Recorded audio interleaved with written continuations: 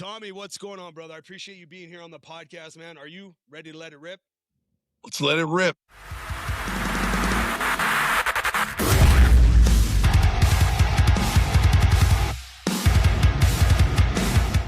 I got a shit tattooed right here, bro. Good. Fucking rip. Rip. Yes, sir. So, Tommy, man, I know you are a busy dude these days. First and foremost, man, like we're both grateful. This has been something I've wanted for a while. Our paths had crossed in early 2000s through tours. When we came out to New York, you were a Brooklyn boy, and I remember we believe it was the Anthrax tour with God Forbid and Sworn Enemy. Uh-huh. I remember looking over, I'm like, who is this fucking high energy New York fucking just dude? And you were cool as shit back then, man. You treat us with open arms in a city that was very foreign to us, especially, you know, we're the same age. I believe you're 44, right? Yeah. Yeah, so we had to be 23 or 24 at that time. It's been over 20 years, man. Yeah. Yeah, wild, dude. We're not old. We're still doing this. Dude, I'm in my prime, man. I like that. I'm in my fucking seasoned. That's how I feel. Well, dude, you've lived just like myself. We lived many lives, dude. I know you came up early in the hardcore scene in New York. If my memory corrects, you actually named your band Vext, right? Well, my name came from my band. So I was in a band called Vext. I was the lead singer of a hardcore rap metal band called Vext from like 1990. I think we named the band in 97 to like 2004. And then I left to move to California to do Divine Heresy with Dino Cazares and Tim Young. Yeah. So you came out that early, because I remember it was shortly after that tour when I'd met you, and I'd seen you somewhere else after that a few times, and then all of a sudden you like popped up on Headbangers Ball, and I'm like, oh fuck, that's that cat I met in New York. Hell yeah. So that came out in 2000. So I moved to LA, I think the end of 2005 after the Roadrunner United, and then by 2007. Divine Heresy was out when we were ripping. You were ripping, dude. Yeah, you guys went strong real quick. I know there's another name in there, Snot, that you jumped in at. You did a couple other things, dude. But fast forward. Hold on. Like, you were in Snot? Yeah, I did their first reunion tour, and I was with them for actually a while. So I did the 2008 was the 10-year anniversary of Lynn Straight's passing. Yeah. And I'd gotten to see Snot play in New York a couple of times because my manager of my hardcore band was friends with Lynn, and he was a weed dealer. So we would drop weed off to the band in Manhattan all the time. So we got to see them a few times. And then they were like, Get Some was one of my favorite records. And then after I left Divine Heresy, I joined Snot, and that's where I met Sonny. That's actually how I got sober. So 17 years ago, Sonny took me to a recovery meeting, and then that began my journey into recovery. So without Snot, obviously, like, I don't know where things would have went, so I always credit them with that, and still talk to Sonny. I talked to him yesterday. He's living in Arizona now. He's still one of my best friends, and that's best dude ever. Yeah. I was going to ask you about your sobriety. I'm sure we'll dig deeper into that, because I know half your band, or if not your full band right now, is basically on this sobriety train, right? Mm-hmm. Well, then three people are just like lifestyle. Yeah. Okay. Yeah. Makes sense. And then we fast forward to 2018, man, and I want to dive into kind of how you guys put together Bad Wolves. I mean, 2018 was a huge year for you. If not 2019, I believe, is when the song actually became platinum, was it? I'm trying to put pieces together. No, I think so. I'm trying to just paraphrase. It's so in January, so Dolores passed away January 7th of 2018. And prior to that, in 2017, I sort of got notoriety because I was out on tour with Five Finger Death Punch. And I had joined the tour to like be a sobriety influence and a sobriety coach to Ivan, because we had known each other since Motor Grader and Divine Heresy, and we were around together. We had even done shows with Snot and Five Finger in 2008, I think. And so he ultimately opted to go to rehab, and then they asked if I would fill in for the rest of the tour. And then basically at that time, Bad Wolves was just like a studio project. And I was in a thrash metal band called Westfield Massacre. That was my band. That's right. And basically Westfield Massacre, they wanted to replace me, and they bought the name from me for like $20,000, No which is how shit. much I had sunk into the band. So they just, they made me whole, and then they got a new singer, and then they put out a record that um they did their thing. And so I wound up getting a record deal because I was so successful at filling in for Ivan. And they was like, and so then Bad Wolves just got the wound up getting the deal. Yeah. And Yeah. then while I was out, I actually went out to see Five Finger in London in December of 2017, and I met um this guy Dan Waite, who is the president of the record of Better Noise Music in England, and he grew up with Dolores. And Alan used to manage the Cranberries. That's the owner of the label. So originally I had recorded Zombie, and it was supposed to be on that Westfield Massacre record. And I had sent it to Alan and to Zoltan and Dan sent it to Dolores. And I flew back home. I flew back to New York to see my mom for Christmas. And while I was at my mom's house, Dan and Dolores called me. And I was like, what the fuck, you know?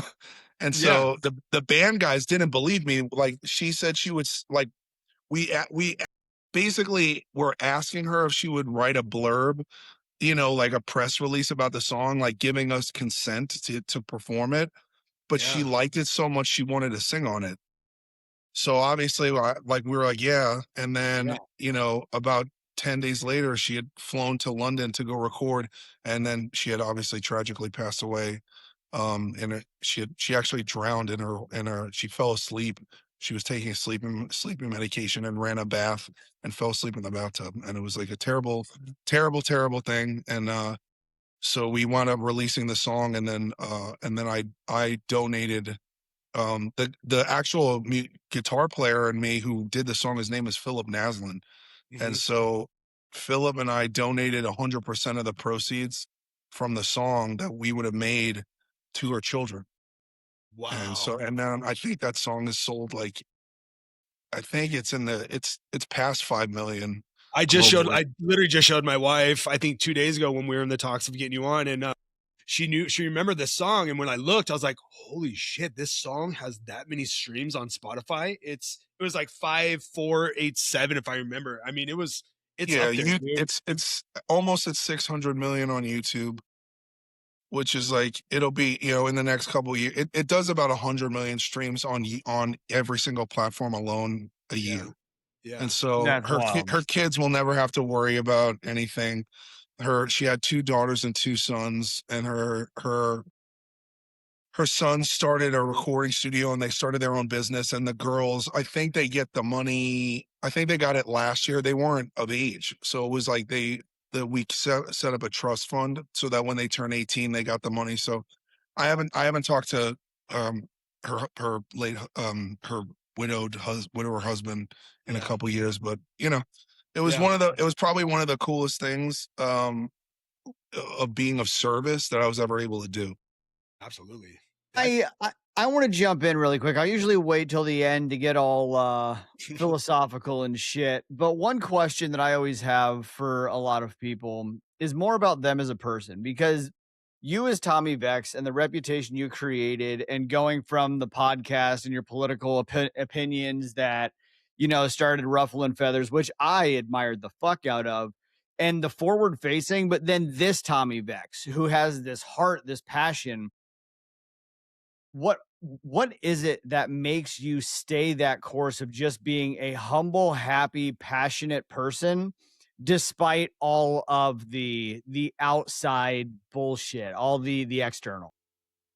Well, I mean, the thing is that you have to look at like, there's reality, and then there's the internet, and then there's the perception of reality. For example, deciding for me, I had a few defining spiritual moments in my life. Obviously 17 years ago, I was a homeless drug addict, and I was desperate to be sober. And I entered into 12-step programs, and I was literally homeless on my guitar player's couch and riding a bicycle, going to meetings, and I worked at a dog kennel. And so, like, I was so desperate to get off dope that I would do anything, and I used to pray like, "Dear God, I'll do anything." And and that was a defining moment for me.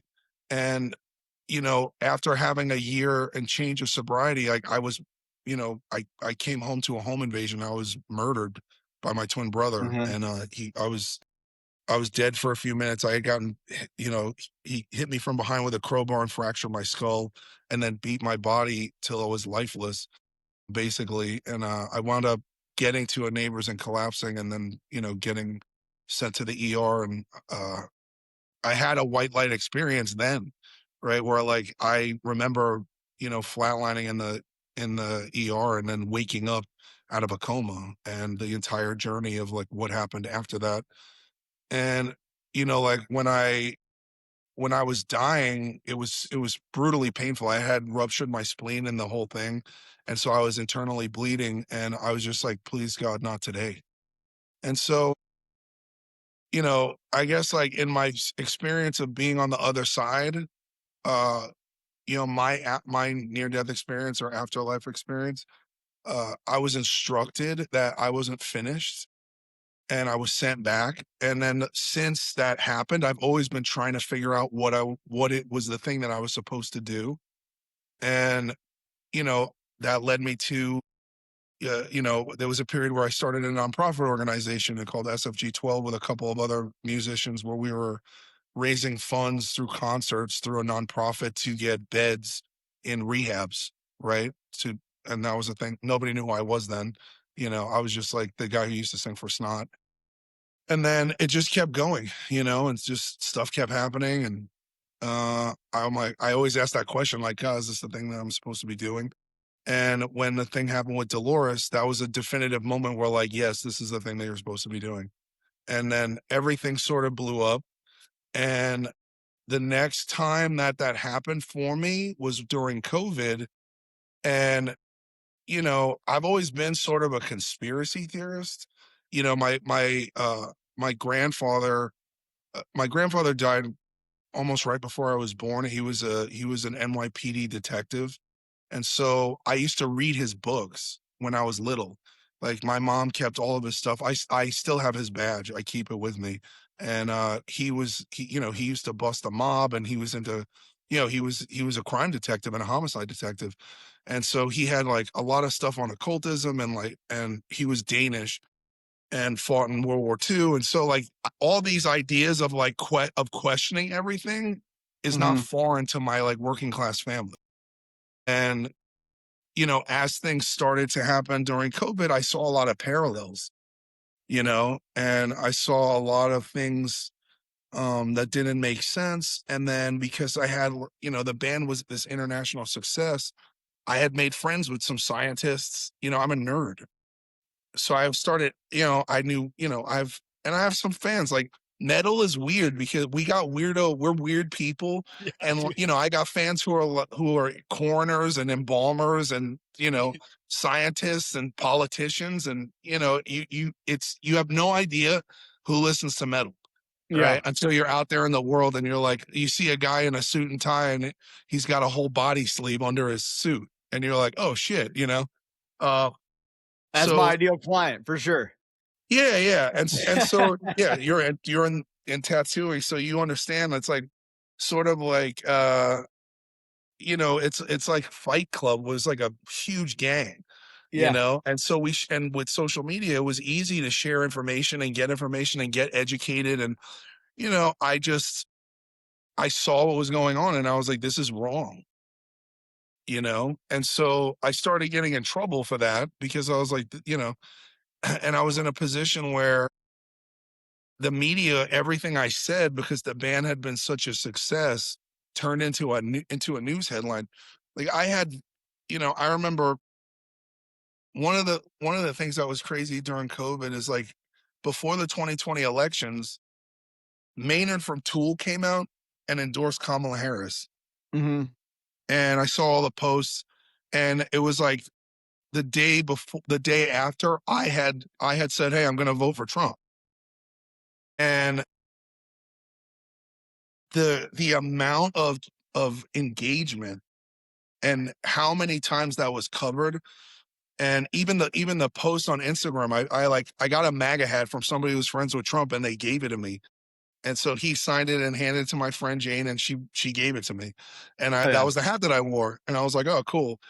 And I voted for Obama twice. It's not a thing for me. Like I was raised that you vote for the least shittiest candidate. And Yeah. in my opinion, which turned out to be a fact, Joe Biden had degenerative brain issues and Yeah. cognitive issues, as I can't speak. See that? Today, Junior. And so literally What that was like season? it was a major basis for why I didn't vote for him. And also the craziness.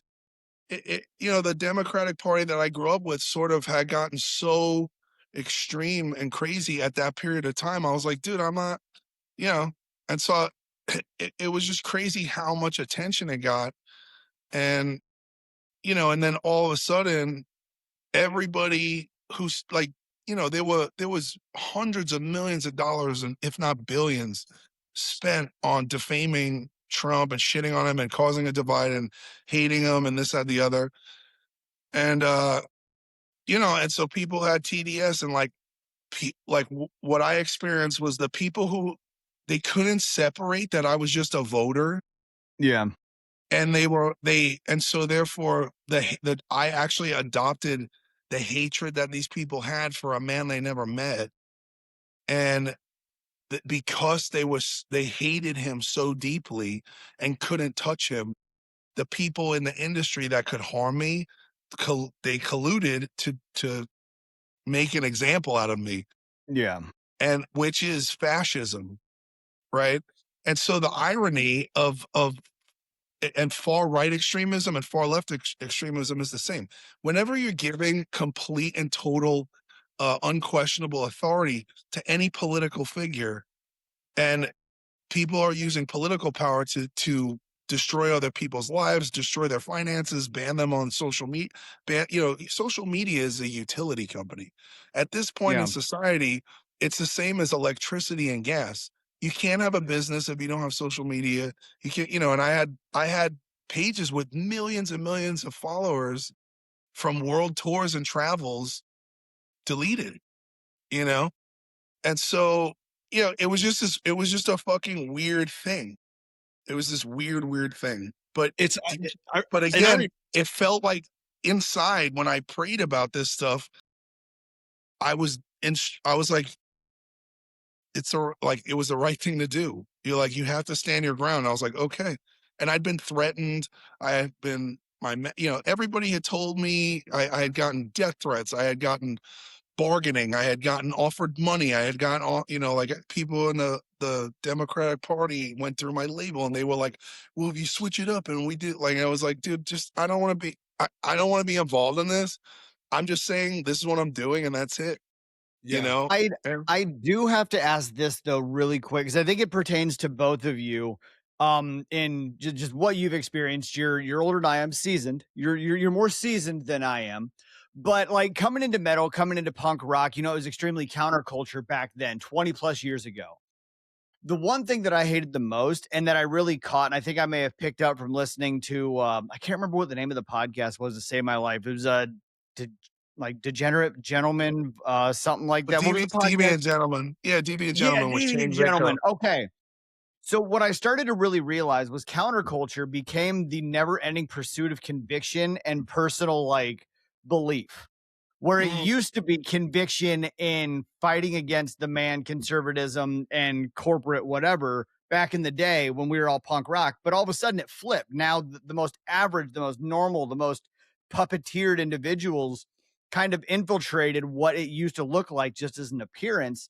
And now all of a sudden you see some of the most hardcore, fucking straightforward, convicted conservatives, jacked as fuck, tattooed from face to feet. And we've Mhm. become the counterculture of the people who truly just value, have conviction, and stand firm in whether that's faith or at least a solid belief system that's unwavering. And that used to be what we opposed in our later teens and shit. Well, I don't know.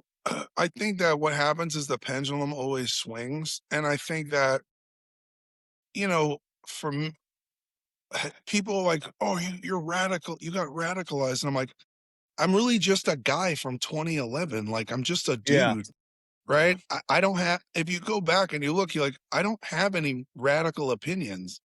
You know what I mean? Like, I grew up in the hardcore scene. I'm like, everybody's welcome. You know, I'm like, I'm mixed race. I have friends who are black. I have friends who are Hispanic, friends who are Asian. I got gay friends, straight friends. I have friends who are trans. I don't give a fuck. Right. What, bothered me is that sort of I'm the kind of person who if you try to impose your religion on me, I'm like, fuck out of here. No, thank you. Yeah. Right. Like I'm Christian and I came to Christ on my own terms. It couldn't be forced on me. And I went through a path, I went through a journey. And then I feel like the people who misrepresented Christianity in my younger years did more damage to my ability to have that relationship, right, early on, because they misrepresented what this man's life was about and what his teachings were. And that's all I really care about. But I saw the same thing happen with like the Democratic Party and feminism, where it's like I used to be like, yeah, feminism is good. Everybody should be equal. And LGBTQ, where it's like when I was a kid, you would just gay or lesbian or like it's like we don't give a fuck. Yeah. Like, are Yeah. you cool? Like, what band do you listen to? Right? Yeah. Like, you would get more shit if you liked, you like, oh, you like fucking In Sync, bro. Like, you know, Yeah. I'm like, I don't care if you have tits and a dick, as long as you're in the pit of hate breed. Like, we're straight, bro. Like, we're That's good. it. Like, you know. And Yeah. that's just the culture. Like that was the thing. And also, we were kind of like against bullying. And I felt like what I saw was uh these things turned into like religious dogma.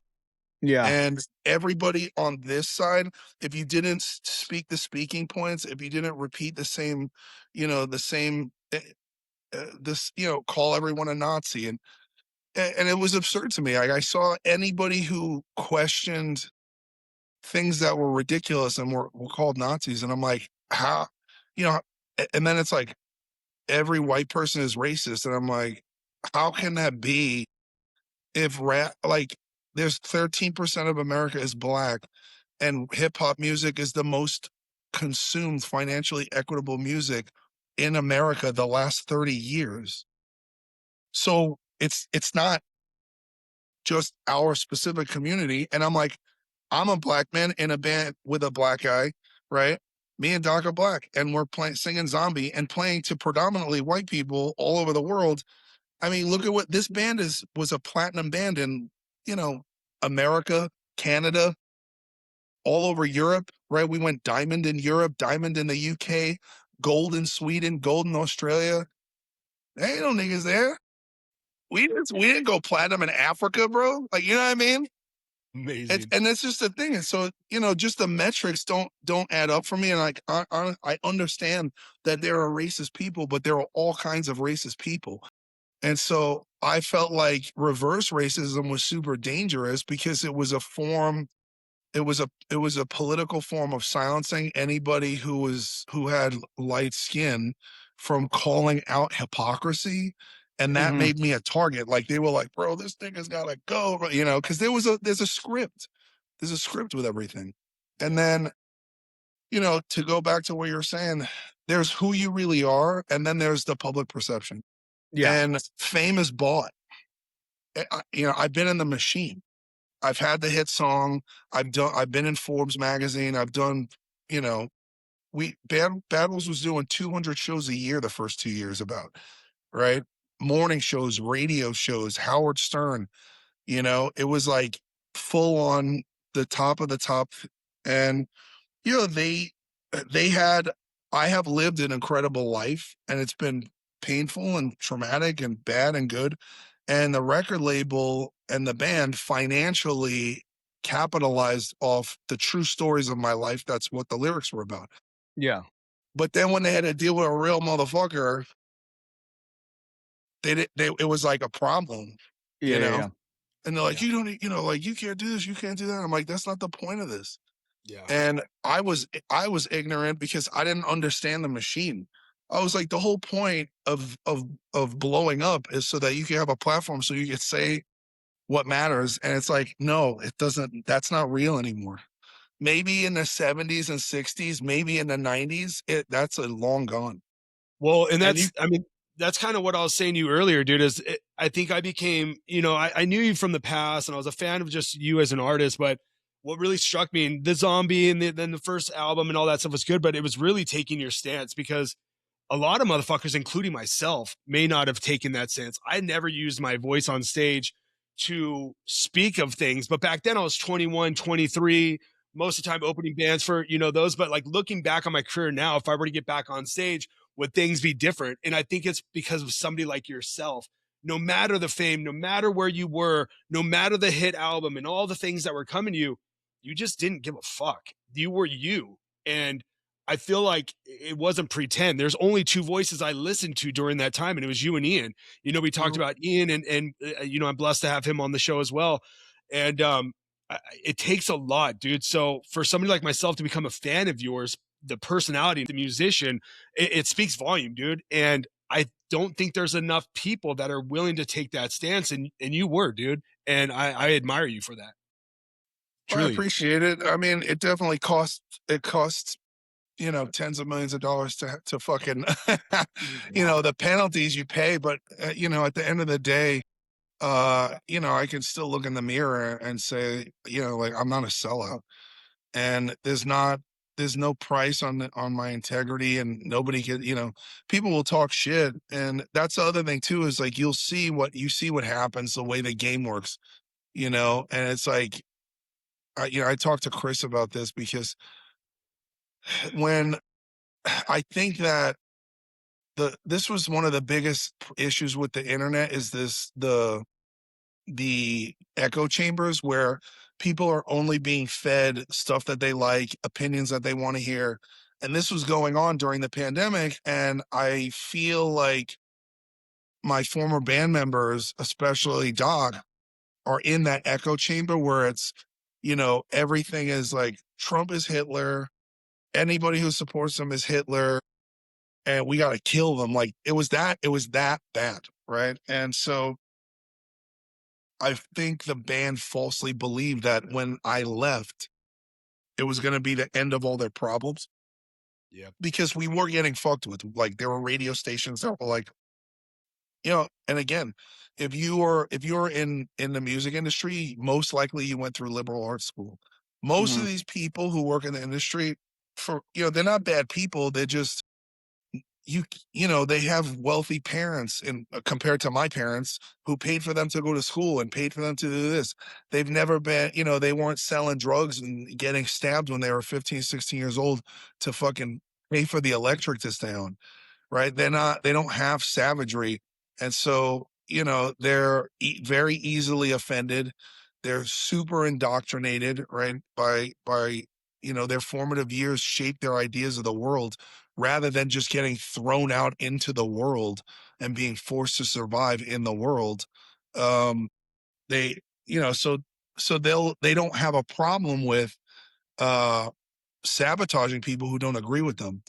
From my perspective, I was in a band. The only owners of Bad Wolves was me and John. It was me and the drummer, and we're the only people that play on the records. And so, Doc was just my friend. He used to work for my sober companion company. Right when he moved to LA, he ended up being homeless, and I hooked him up. And then, I got him a job, and I got him an apartment, and and then I put him in Bad Wolves. And the records were already done. I paid for Disobey to get done. John was sleeping on his ex-wife's couch, driving Uber. The guys were not doing great, you know. I think Chris and me were the only ones that had real jobs. And I had a very successful sober companioning company in LA, and I was averaging about 60 to $90,000 a month. So the band, like, I wasn't professionally a musician anymore, and then I got the Five Finger gig, and then I got a record deal, and the whole, so all this stuff, like all the plaques that these guys have on their walls, they didn't play on the songs, they didn't write the songs, even the other hits, they had nothing to do with. And no matter how far left Doc was and how much we disagreed, I would never have fired him because of my principles. And I'm like, dude, because it's wrong. Mhm. You know what I mean? It's like, like it would make me a hypocrite, and I wouldn't be able to live with myself using my power to do that. And and that's the thing is like, never underestimate how low people will go. And so and obviously, now that me and Chris have reunited, and we've been in a band together for over a year, and we made amends 3 years ago. Yeah. I completely understand now what happened, and it's not a mystery. And there were many components that I didn't know, the public doesn't know. Chris is going to come out in his time, and he's going to share about what really went down. And I know that he has some guilt about he was, made to be silent. Yeah. And it's just it was a weird time. And I think, just looking back on it, I don't think anybody could have imagined that the outcome would have been the outcome. Yeah. You know, we lived in a world where it was, to me, it was unfathomable that in America that like this kind of shit could go down. Did you ever get that kind of like, oh shit, I told you so moment when a lot of this stuff started unfolding and things really started not looking like a conspiracy theory, but Tommy Vex was correct about a lot of things? Did you have Oh, that like neener moment, or was it more like you were no, just, I mean, look, like I think that, look, the the way that I research things, and the place that I'm at is that I've gone down so many the rabbit hole. I'm at the end of the rabbit hole, and now I understand a lot of things that, if there were things that I was wrong about. So there are groups of people who got bamboozled by vaccines, and got bamboozled by, all the fake, human rights activism, and all of this nonsense, right? That turned out to just be fucking goofy nonsense. And then, and to a large degree, and I've said this publicly, like I feel like the American people kind of got fucked over by Trump. And and my experience of his current administration, I don't, his approval rating is the lowest it's ever been.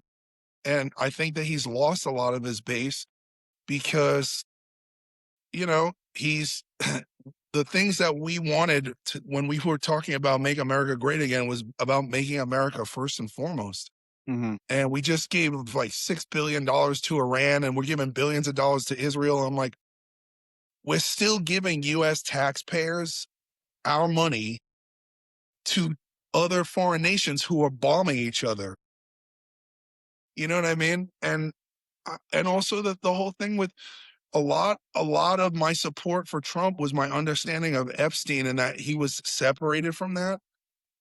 And I used to know Dan Bongino and follow these guys. I met Cash Patel backstage at a fucking Aaron Lewis concert.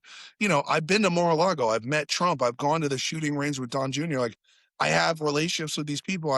And so I don't think badly of them.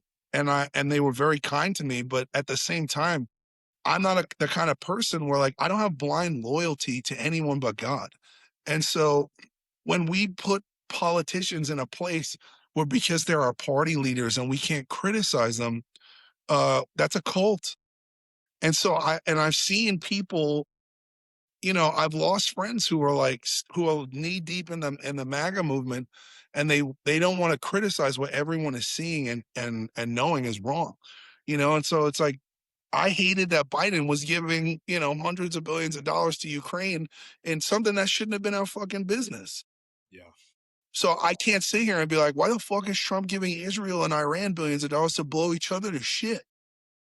And all this talk about the Epstein files, and one of my main issues in general is human trafficking and child trafficking. This has been one of the most outspoken things that I've been criticized about, and I was called crazy.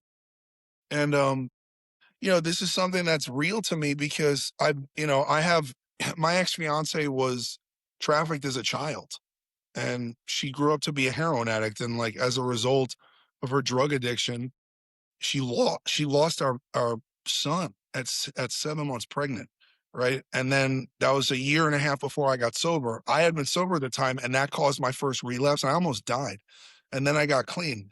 And then as I stayed sober, I have sponsored men who were child actors who are adult drug addicts now, and I've heard their stories. So when the Epstein stuff started floating around in the 2015s and 16s, it's not I'm not surprised. And Mhm. so this thing kept going and kept going, and we saw no justice for it. And then, you know, Trump got into office and we put cash in the FBI and Dan Bongino and they did nothing. And then they had the audacity to try to turn to the public that just elected them against all odds and say, "Oh, you guys are still talking about this?" Yeah. Do you know what I mean? And so with that, that's where you lost me. If you say you're going to do something and you don't do it, I'm out.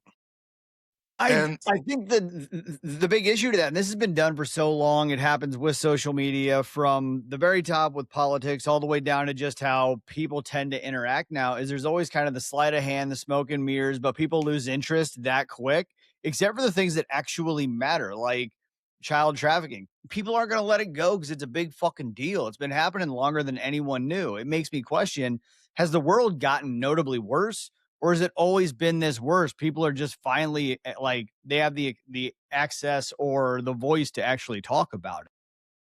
well, I think the problem is that that whole, you know, I don't think the Epstein thing is an isolated thing, and I think this is a network of it's a network of blackmail operations, Yeah. and the public just has now been it's been revealed to the public. And I think that I'm sure there are probably some people that were innocent victims. And as far as they probably thought they were getting prostitutes and they were told they were of age or whatever. And then there's, if you read the files, they're talking about eating children. You know what I mean? And there's like these things that like in the conspiracy world before this came out, before the FBI dropped this, I was like, this is not real. Like that's too much.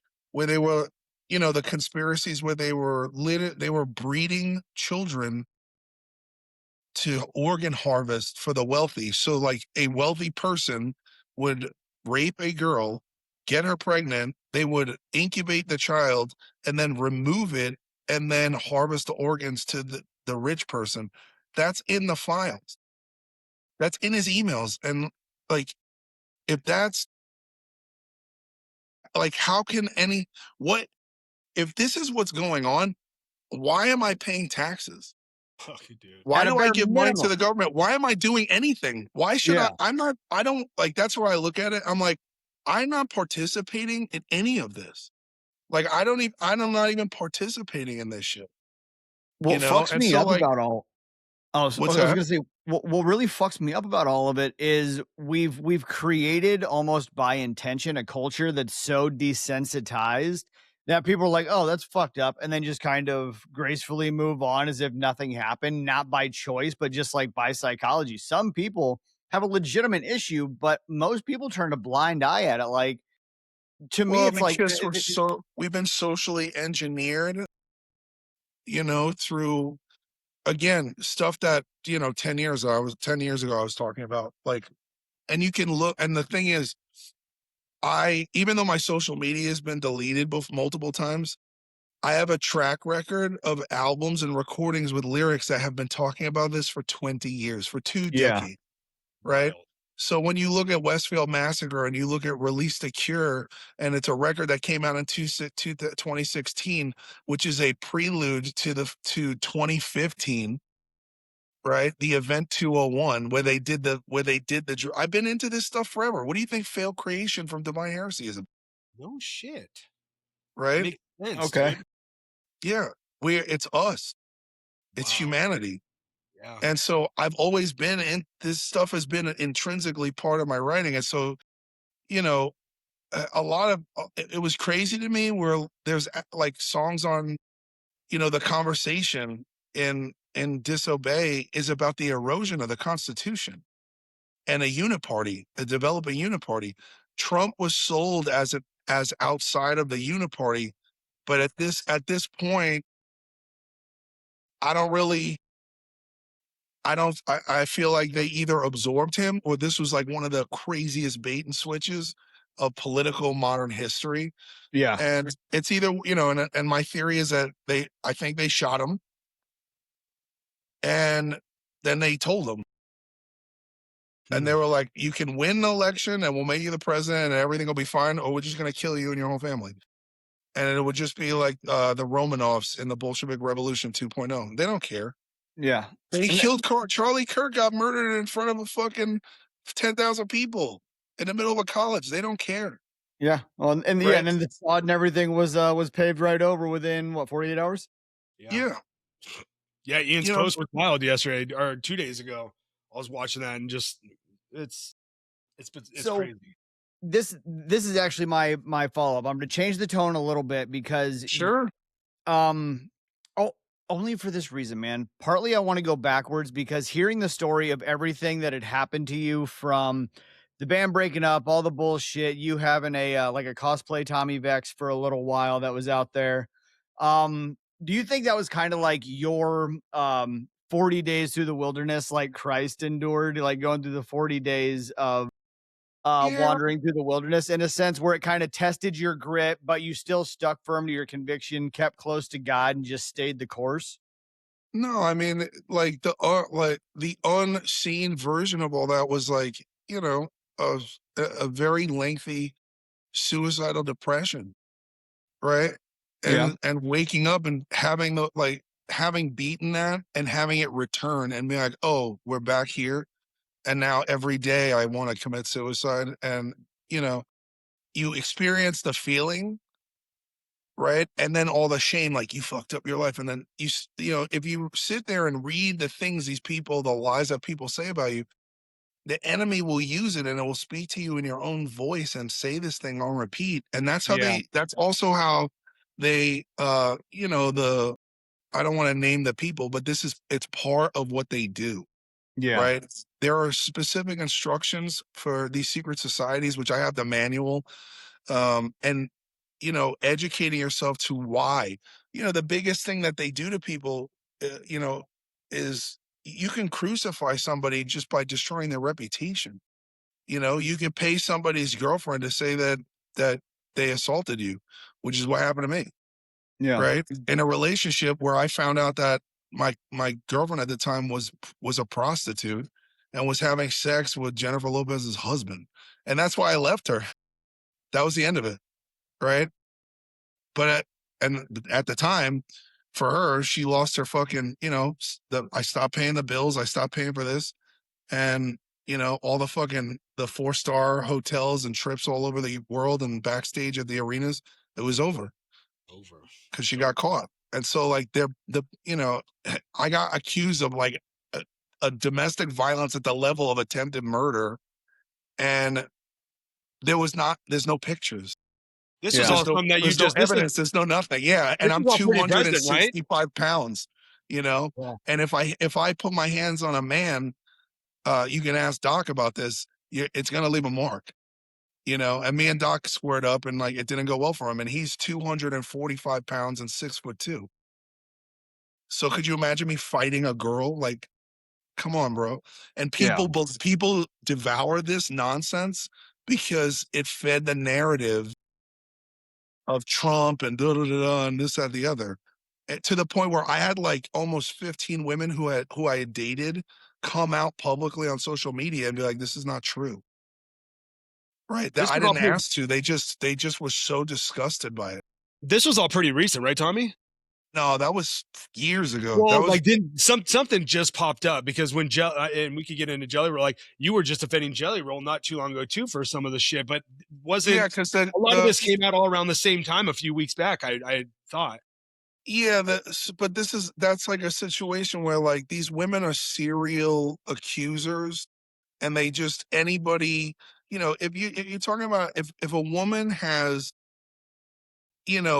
20 dudes and all of them are famous and none of them are on speaking terms and was, I was mistreated by all of them. It's like, bro, you're fucking crazy. And the thing is, what musicians are more susceptible to these kinds of women because in in athleticism, right, and professional athletes, they call them cleat chasers. And there are just these sort of breed of women that they try to get pregnant, they try to extort you, they try to get money, and that's their thing. That's what they do. And so Jelly Roll and Bunny got attacked by a woman who lost $130,000 defamation suit to me and 5 other men. And she went away for a couple years and then came back out of the woodwork, and now she's made an entire internet personality about Jelly Roll and Bunny. And I'm like, and they don't even know, like, she's never even met them. You know what I mean? Like, I'm like, Isn't that it's just wild? what's that? That's just wild. I was trying to like keep up with the story, and I'm just like, this is bizarre. And thank God you came out and you wrote all that, because I'm sitting there going, fuck, is Jelly Roll, and like letting the social media. But then I read your post, and I was like, dude, yeah, dude. That chick is, they're crazy. You look at the Me Too movement. That's the whole Me Too movement started out as like, okay, we're gonna finally have accountability with the fucking molesters and the creeps and the weirdos that are using their positions to take advantage of women. Great. And then what did it turn into? It turned into fucking mentally ill women using the system and abusive process, which is what it's called, in order to try to get themselves famous or punish their former partners with reputation destruction. And we saw it with Marilyn Manson. Marilyn Manson got falsely accused of all this crazy shit. 5 women who alleged that he had sexually assaulted them, or whatever the case may be, all of them were fired by their attorneys at separate points. It turned out at the very end of it that the ex-girlfriend was paying them, right? And nothing happened to her. She still gets to work. Probably cost him $10 million. Yeah. Right? Look at Johnny Depp. Amber Heard. I don't know Depp, but we have a lot of mutual friends, and it's, he's a sweetheart. And dude, Disney canned him. Yes, oh, he's a rich celebrity, but he's got 20 family members that he's fucking responsible for. And it's like, I made $10 million on this film, but I got 20 mouths to feed. You know what I mean? Because that's the kind of guy he is. And so, and she didn't really, and that's the thing. It's like women operate, in this new world. They're the new predators. Yeah. I want to shift the tide now that you said new world. With a vengeance. Does this one hit different? Is this like your Super Bowl, your UFC fucking super fight through the shit you've been through? And this might be a double question. Sure. Was it always in the back of your mind to start the band? Because I know you started doing your solo stuff once again. You've always kind of done solo stuff and your covers. You've got an album, I believe, coming out. But was it in the book? Was it in the visual, the manifestation to start another band? And then second question, how good does it feel now that you're launched? Well, so immediately after the Bad Wolves thing ended, I went on tour, and then, we played like 2 new songs. And then I was in a 10-month litigation in a lawsuit with my label and my former band members. And then they wound up requesting about 8 songs on Dear Monsters I wrote, and that's what they wanted as part of the settlement. I had recorded 50 something songs. So I left with 46 songs, 20 of them were covers. And then after the whole thing was over, I started releasing music in 2022. So I put Grand Theft Audio out in 2022, and I put out the Uncovered Volume 1. And then in 2023, I put out Uncovered Volume 2. And in 2024, I put out Antarctica.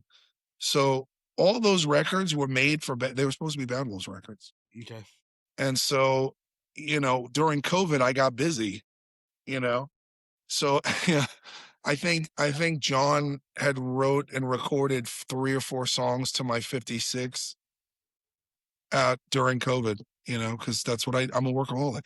So you know, what happened was I was supposed to tour on the second record, and I got about 10 days into tour, and you know, my father had just died of cancer. My brother-in-law previously, he was killed in a car accident. And I had a sponsee, a guy who I helped get sober. He took his own life because he relapsed. And then my friend John's daughter Nina died of brain cancer in the middle of my tour. And I was like, all right, you know what? Like I can't, I don't have anything left in me.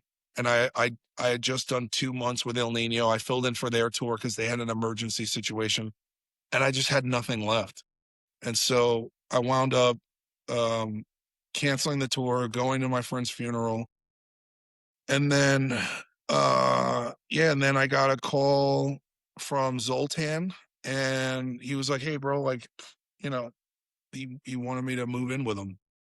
So I wound up moving to Vegas, and I moved in with Zoltan from Five Finger, and you know, probably about 8 or 9 songs on this new record were like written with some of the guys on Five Finger, Mm, and with him and Andy, okay. and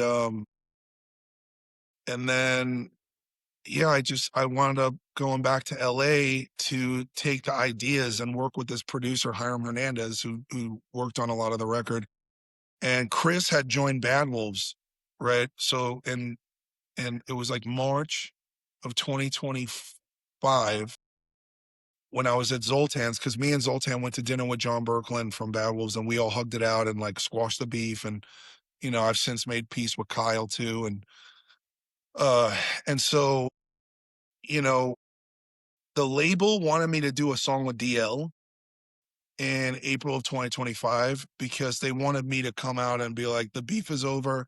It's okay to support them. I was like, all right, whatever you guys want, all good. And then Ronnie fired his bass player from Falling in Reverse, and he's buddies with DL, and he wound up hiring DL, and DL was like, bro, like I can sing for Bad Wolves and not make any money, and this band doesn't do anything anymore, or I You're could go talking about play. Tyler, right? Are you talking about Tyler? Yeah, what's that? Tyler from Tyler Burgess? No, he replaced Max Georgia, who Max actually played bass in the original lineup of Westfield Massacre. Everybody fucking in LA is like, every band has been, you know, we all pass each other around. And so DL left, and then Doc and Kyle quit. So John didn't have anybody. And so I was like, hey, you should get Chris, and you should get Kevin Creekman. Kevin played bass for me in my solo tour, and he played bass in Peyton Parish. And so those two joined the band. And by May, I had moved back to LA to work on this record, and they had quit. So, you know, so Chris called me and was like, "Hey, bro, like, can we go to dinner?" And like, we went out and went to a comedy show and got dinner, and he was like, "Bro, you know, he's got he had a baby, you know, he's a dad, and he's sober, and he's like, dude, I can't do this anymore. Like, he's like, there was just a lot of drugs going on in the studio sessions and arguments, and like, it was just craziness. He's like, I can't do this with him, John, anymore. And he's like, I'm like, can we just fucking be in a band together? And I was like, yeah, dude. I'm like, I've been waiting for you to ask me this for 3 years. You Was know, there I was ever like, was there ever a thought to keep the name Bad Wolves?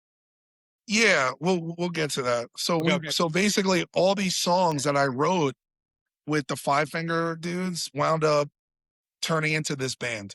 And Chris had written a bunch of songs for Bad Wolves, and so we just took his sessions and my sessions and fucking, and then created the process of putting it all together.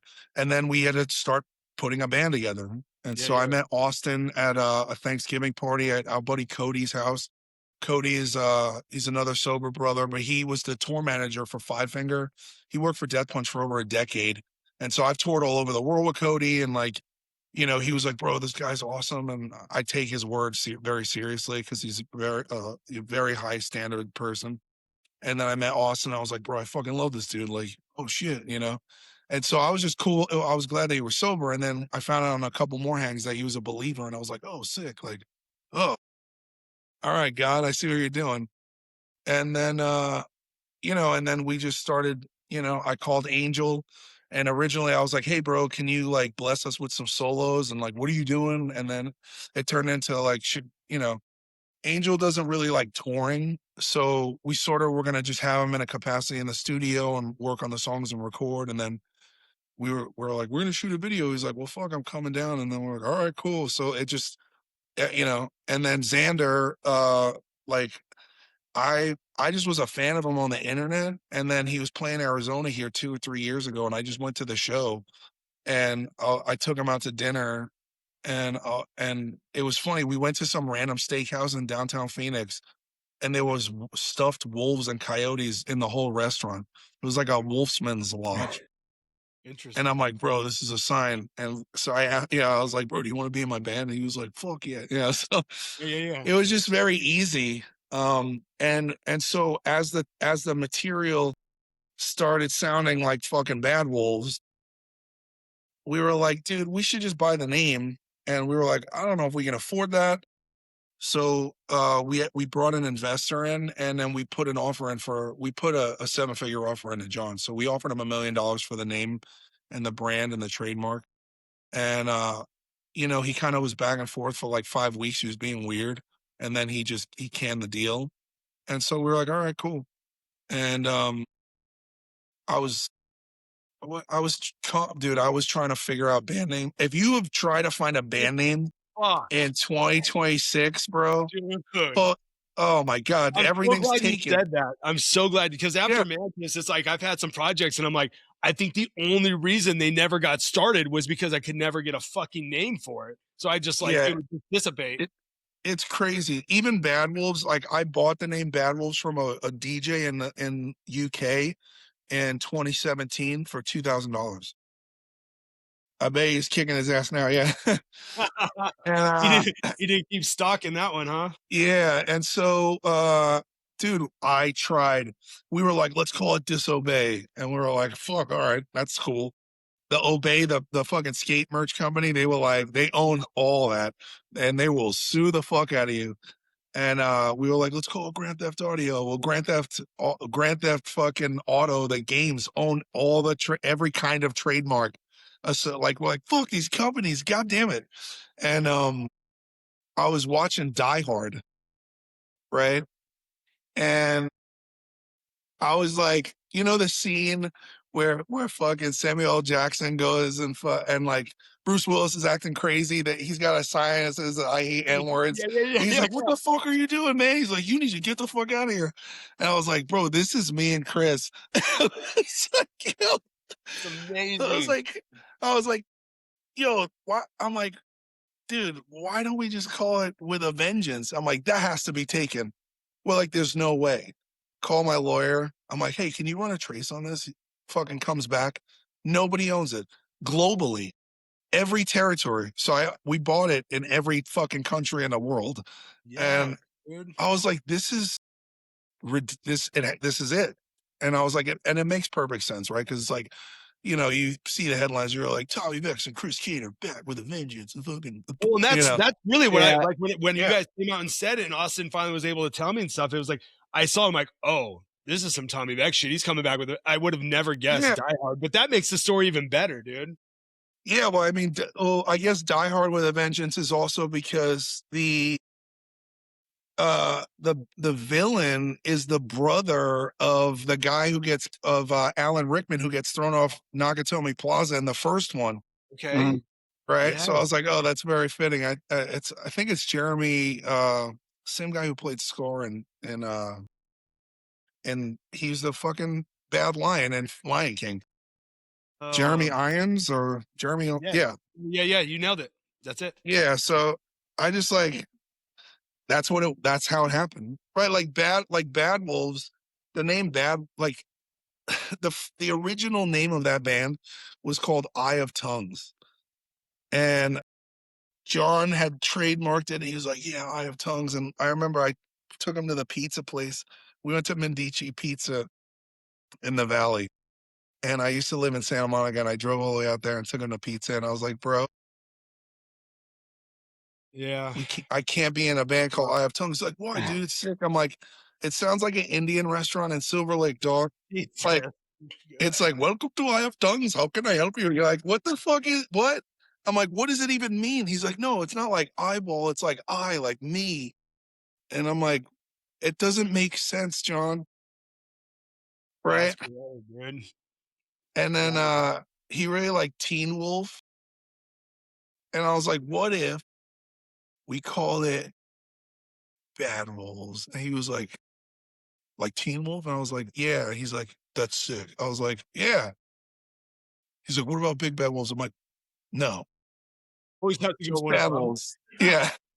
And that was it. Yeah. And that's literally how a lot of people thought it was a Doctor Who reference, right? Mm. And I never even seen Doctor Who. I only know that because fans thought that. And I have a huge wolf tattoo on my back, and I used to get called that at work. I was a bouncer in New York City, and my boss Herb would be like, "Yo, go get the bad wolf." Like if there was trouble, they'd call me in and go like loan people up and throw them out on the sidewalk. And so I just always had that in the back of my mind as like a cool name. And even the logo, I have a scar here because I got hit in the face with a chain, uh, with like a wallet chain in like 1998 in a brawl. And so I put that on on the logo of the wolf. Oh, no shit. Okay. And so that was it, Yeah. you know. Yeah. So it was like, oh, okay, that's the name. That's sick. So Well, that's now amazing. now I have to ask, with all the accolades that you have, all the experiences, what does success really mean to Tommy Vext? I mean, dude, I don't really, you know, I don't know. I don't really think about, um, I don't think about that stuff. Like it's at this point, my, my mind is like, I'm best when I am in service of others, right? So like my job creatively is to create something successful. And this is what I tell my band members. And, when Chris and I did this, I was like, dude, I don't want to be in a band where there's one or two bosses and everyone's getting paid scraps. Cause John paid the guys $1,000 a week. The band was making fucking millions of dollars a year. And he was, and it's like, uh, and I kept fighting with him about that. And I even told him, I was like, I think the reason that motivated John to turn the band against me, like I think Doc's was political, but John's was financial. Yeah. And I was like, we have to make everybody. I remember he came to see me in Venice. I used to live right by Cafe Gratitude, and we went there, and it was like when things had sort of half started opening up. And we were sitting on the inside on the outside, which is also weird. And I was like, dude, like this isn't fair anymore. And I'm like, you're not coming to the studio. I'm writing all the songs with Drew. I'm writing all the songs with Scott. I'm writing all the songs with Josh. And you're just not like, we gotta cut the guys into publishing. We have to make them members of the company. Like, and he was like, okay. And that was the last time we ever talked before the coup happened. And so, success for me this time around is the responsibility of having a band that is a company where everybody is shared equity holders, and that like I provide, like I've gotten us a manager who we don't deserve. You know what I mean? My manager is Mike Brown, who managed Chester Bennington, Rage Against the Machine, Sublime. He's the guy who discovered and signed Korn in 1994. David Silvero was his pizza boy in Newport Beach. He's the original guitar player of TSOL. He put Slash and Guns N' Roses. He's a living Jesus. legend, Yeah. and he's become my mentor. And so, what I like, even though I fucking fucked up my career by telling the truth, I still have sold fucking records. I still have fans. And Yeah. so, now it's like putting all that shit in the past and putting together a team. Like my attorneys also works for Rage Against the Machine and Sublime. Like everybody being at this level and taking guys who deserve to go to the top with me and stay. And that's what success is to me. Success is like having my bills paid so that my partner doesn't have to worry, and like my my goals are always shared experience, right? I want to go play arenas all over Europe. It's cool. I've done it already. But it's like when you have kids and you have Christmas, like Christmas is like whatever until you have a family of your own. Yeah. Touring and traveling all over the world, I've done it so many times, but it's like when you take your wife, I've seen the Eiffel Tower 20 times. I don't care about the Eiffel Tower. But it's like you take your wife to Eiffel Tower and you're like, whoa, and they're like, oh my God. And Dude, you I'm fall glad in you love just with it more because you get to experience love through another person, I'm glad Yeah. you just said that, dude, because I'd been through New York so many times. We were one of the last bands to play CBGBs. We did Nokia Theater with Anthrax. I saw everything with the boys. I lived in I lived in Queens for 2 months, and my wife, she hit me a while ago and she goes, I would love to go to New York.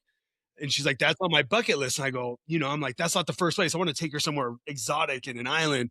And we just happened to work a couple conventions out there, and it was a full paid for trip to Manhattan. So Nice. we did 4 days in Jersey, and then we did 3 days in Times Square. We were out there for 7 days. But seeing the city with her and her experience and going to the top of the Yeah. Empire State Building, going to Brooklyn to Juliana's and having pizza and Oh, watching her nice. face, dude, watching her face explode, dude. It was, it was, and plus doing it sober. Obviously, when I went through Yeah. New York back in my 20s, I was hammered the entire tour. So just, I know exactly what you mean, man. It was probably one of the most precious moments I was able to spend with her. So Yeah, I yeah, mean, and I get that. and that's the whole thing. It's like that as men, I think that's what we do, right? Like I took my mom to my mother's, so I'm adopted, and my Mhm. mother is first generation American, and her parents are from Denmark. And my grandfather, who was a detective, he served in the war in Denmark. And my mom, we grew up broke. We were poor. You know what I mean? Like I still, like I pay my family's bills. And I remember I went out to Sweden with a bunch of friends. Like I went out there just to go hang out because I had a merch company and my partner was from Stockholm. And I'm like, I've been there a bunch and I love it. And I'm like, yeah, let's fucking get out of here. Let's go to Stockholm. And so I just bounced around Europe. And then I was like, I should call my mom and see if she wants to meet me out here. And I didn't even call her. I called my sister. I was like, hey, like, what is mom doing next week? She's like, nothing. I'm like, cool. I booked her a ticket, sent it to her.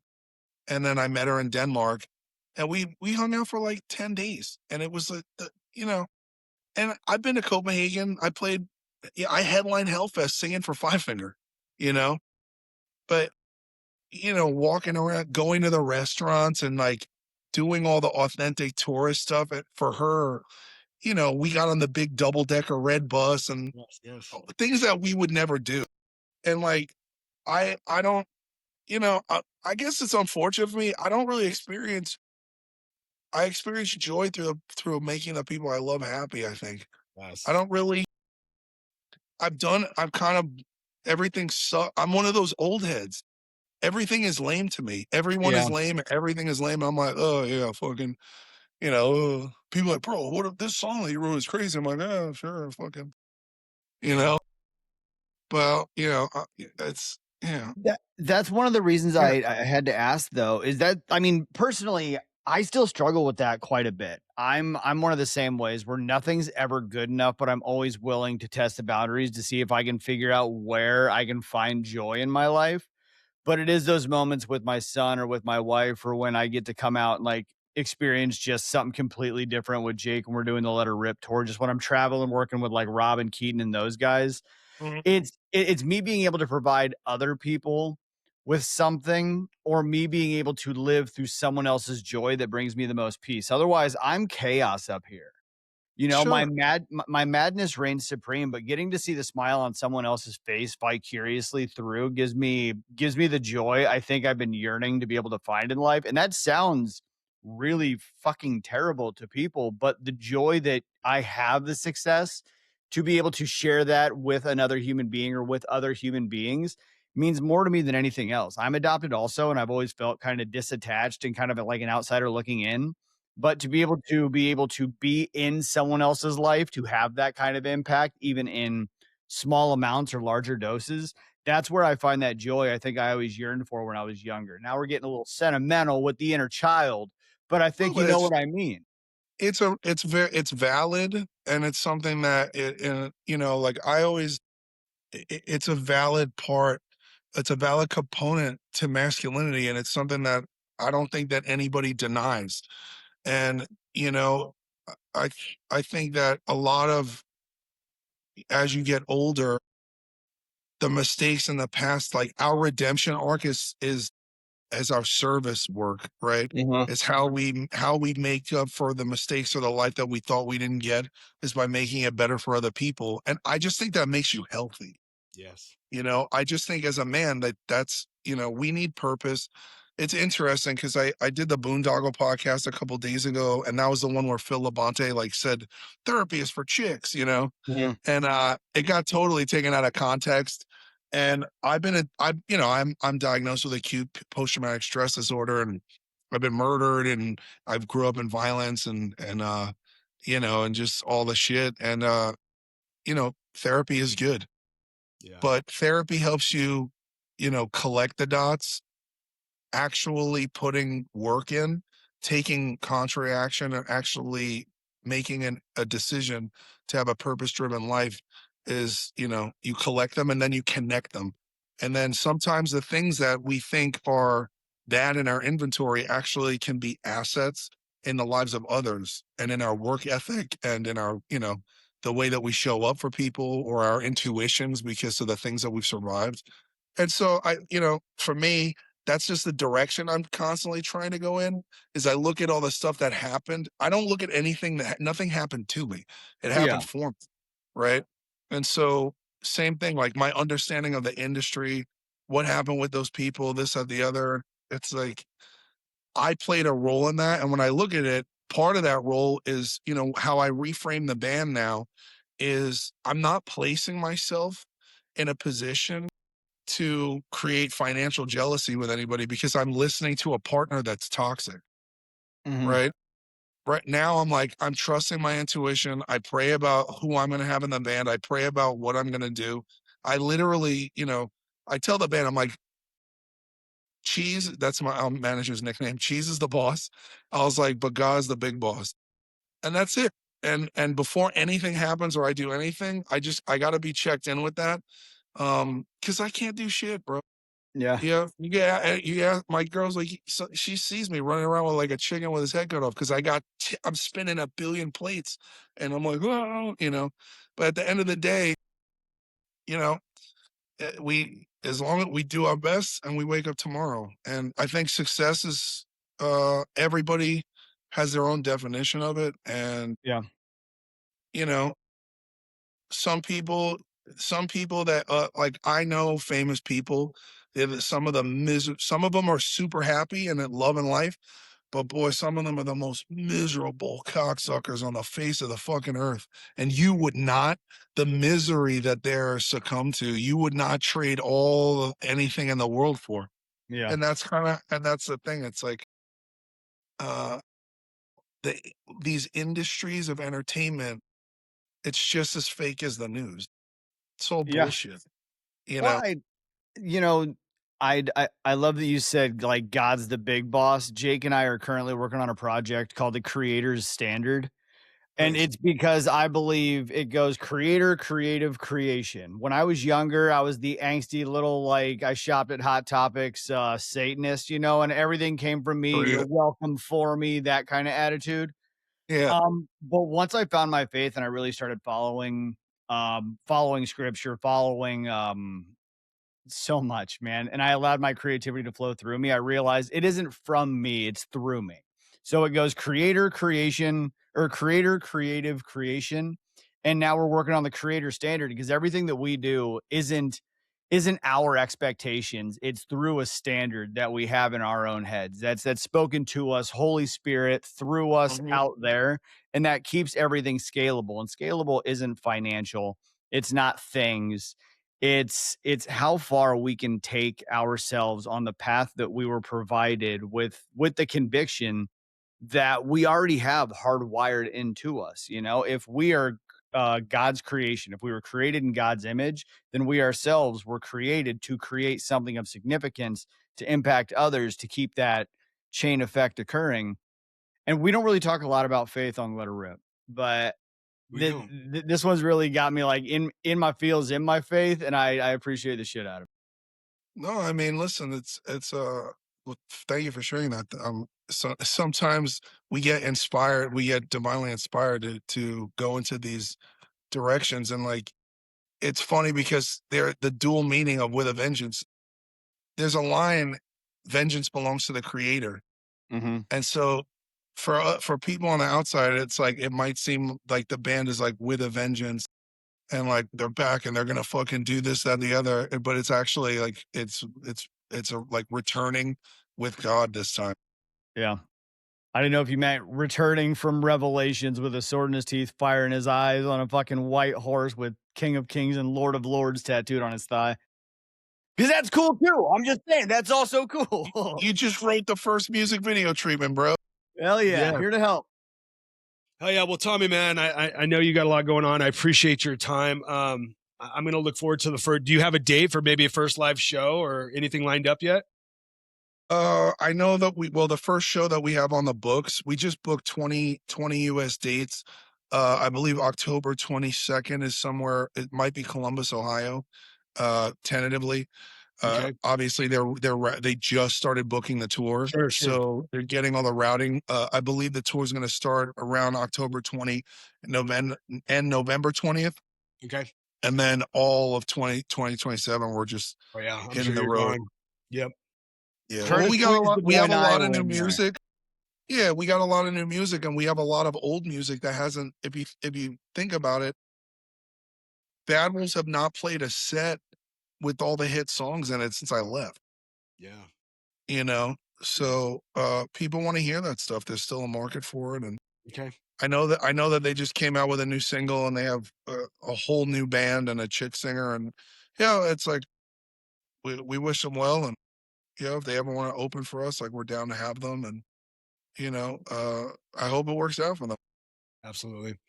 Well, again, man, I appreciate your time. If people aren't following you that are watching this show, where can they find you? Oh, I'm on fucking all social platforms. TommyVextOfficial.com is the website. And then Spotify, Apple Music, Pandora, YouTube, just all the same shit. And then Instagram with a vengeance or at Tommy Vext 2.0. I think my TikTok is Tommy is Vext. I don't really go on Twitter. I'm on Facebook. Like you could just Google it. Just fucking Just yeah, just fucking Yeah. Google me. Yeah. yeah, just fucking Google it. The We'll put internet some of knows. them in the description. Hell yeah. Yeah. Right on, guys. All right, cool, brother. I appreciate you